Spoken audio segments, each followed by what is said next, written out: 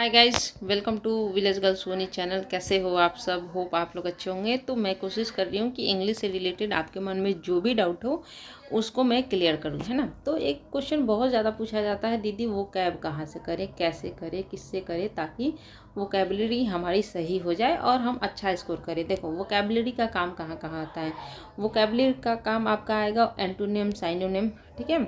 इसके बाद अगर आपका वोकैब सही है तो क्लोज टेस्ट बनाने में भी आपको क्या होता है, बहुत ज़्यादा इजी होता है। मान लो कि आपके 5 ऑप्शन है और आपको पता ही नहीं होगा कि 3 का मीनिंग क्या है, तो कैसे आप बताओगे कि यहाँ पे क्या लगेगा।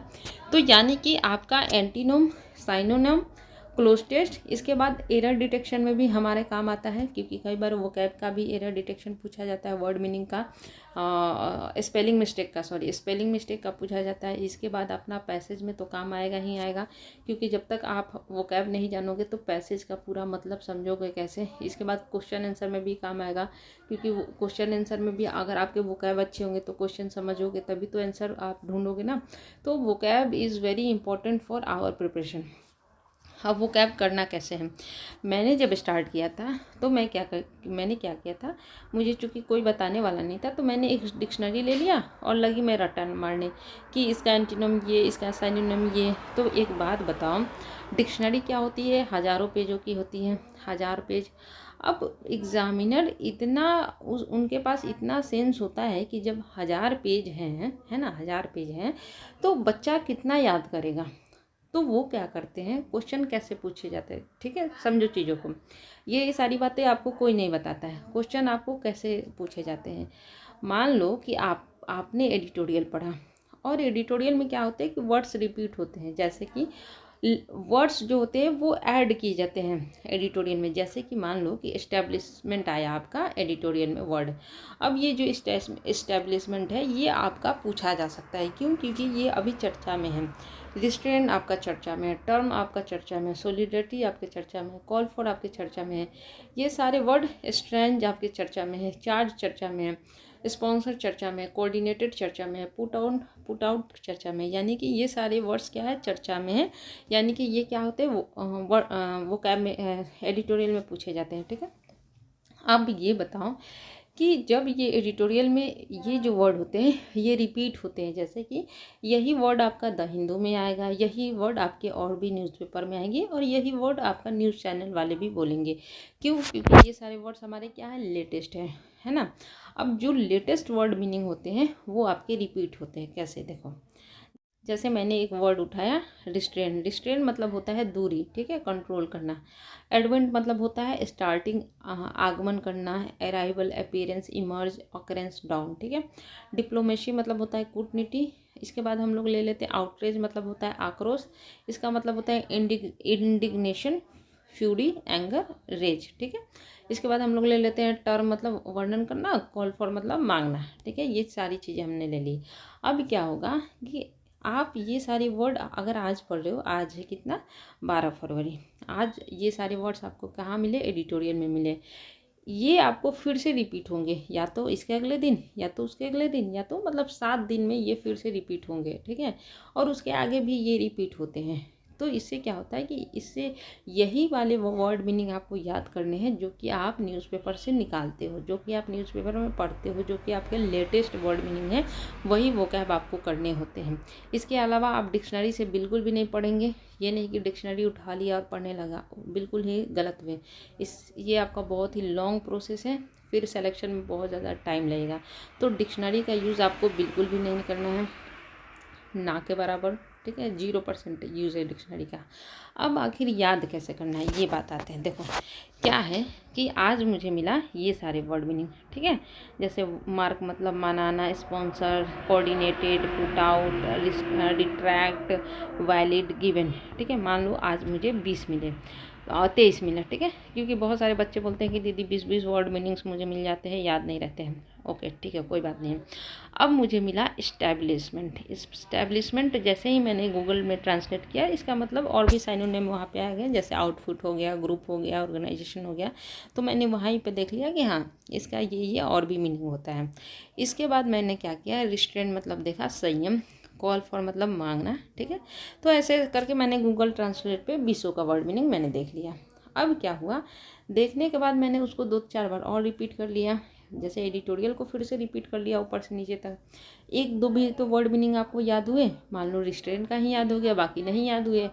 अब क्या करना है कि बेड पे आप गए सोने के लिए, है ना।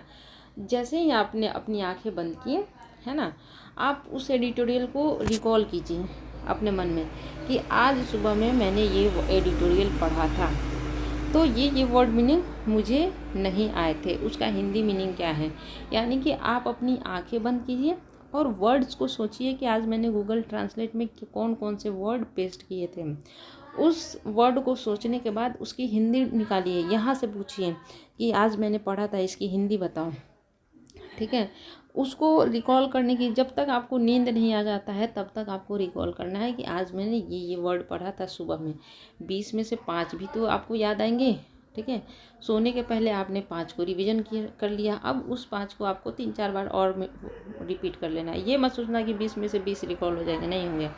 अब नेक्स्ट डे क्या होगा कि फिर से आप एडिटोरियल पढ़ोगे तो 5 में से 4 फिर से आपको मिलेंगे, है ना। 5 में से फिर से 4 मिल गए, तो फिर ये प्रोसेस आपको करना है महीने भर, 30 दिन आपको हर डे सुबह में एडिटोरियल पढ़ना है, रात में रिकॉल करना है, फिर अगले दिन पढ़ना है। 30 दिन में आपको 200-250 भी तो वर्ड मीनिंग याद होंगे, है ना। 200-250 वर्ड मीनिंग क्या होंगे, याद हो जाएंगे। और हर दिन, जैसे आज मैंने 11 आज मैंने याद किया वो क्या सुबह का, फिर 13 को गई, 13 को रात में, फिर मैंने सोचा कि 12 को मैंने क्या पढ़ा था। मतलब मैं रिकॉल करने की कोशिश करूँगी कि मैंने कौन कौन सा वर्ड मीनिंग अब तक याद कर लिया है। अब 7वें दिन क्या करेंगे हम लोग, 6 दिन ऐसा प्रोसेस करेंगे। 7वें दिन संडे को क्या करेंगे हम लोग कि गूगल ट्रांसलेट में जाएंगे, है ना, और कितने वर्ड मीनिंग हमने पेस्ट किए हैं तो उनको देखेंगे, उनको सब क्या करेंगे, अपनी डायरी में नोट डाउन करेंगे। जो याद हो गया, 6 दिन आपने रिकॉल प्रोसेस अपनाया, 6 दिन आपका वो वर्ड रिपीट हुआ, तो आपका 50 मान लो है, 100 मान लो है, ठीक है। तो 20 या 30 तो आपको ऑलरेडी याद हो गए, 20-30, है ना। 70 को आप क्या करो, नोट डाउन कर लो। 70 को आप क्या करो, नोट डाउन कर लो, ज़्यादा टाइम नहीं लगेगा, है ना। 70 नहीं करोगे तो आधा ही करो, है ना। अब उसमें से आधा आपने किया, मान लो 35 आपने नोट डाउन किया, 35 नोट डाउन किया, फिर 8वें दिन आप गए तो 35 में से आप देखना 2 या 4 या 6 आपको ज़रूर मिलेंगे, फिर 9वें दिन मिलेंगे, है ना।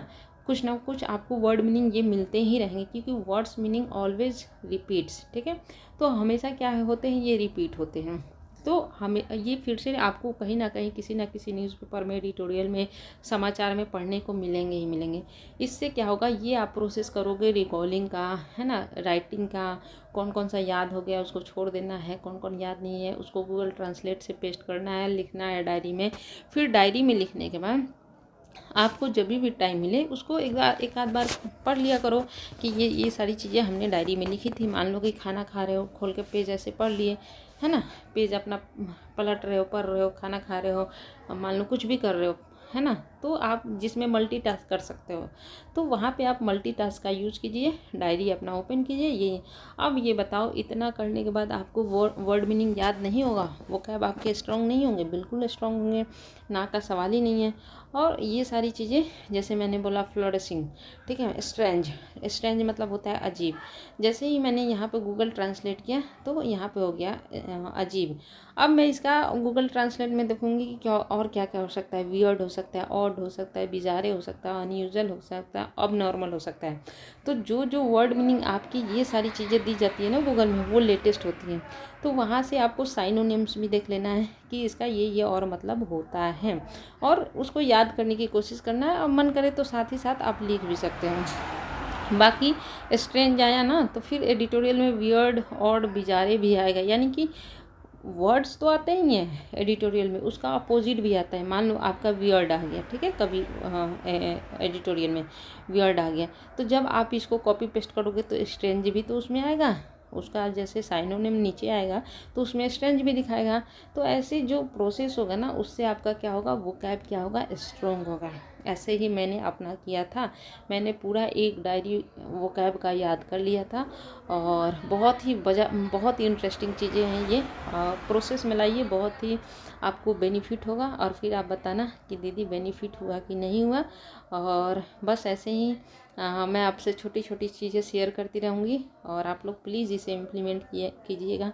बहुत ही ग्राउंड लेवल से मैंने पढ़ाई की है और बहुत ही ग्राउंड लेवल की चीज़ें मैं बताती हूँ, और जो कोई नहीं बता पाएगा मुझे नहीं लगता है। तो प्लीज़ इसे फॉलो कीजिए और बस अपना ख्याल रखिए, बी पॉजिटिव, और सिलेक्शन ज़रूर होगा आपका, मेहनत करते रहिए। Bye guys.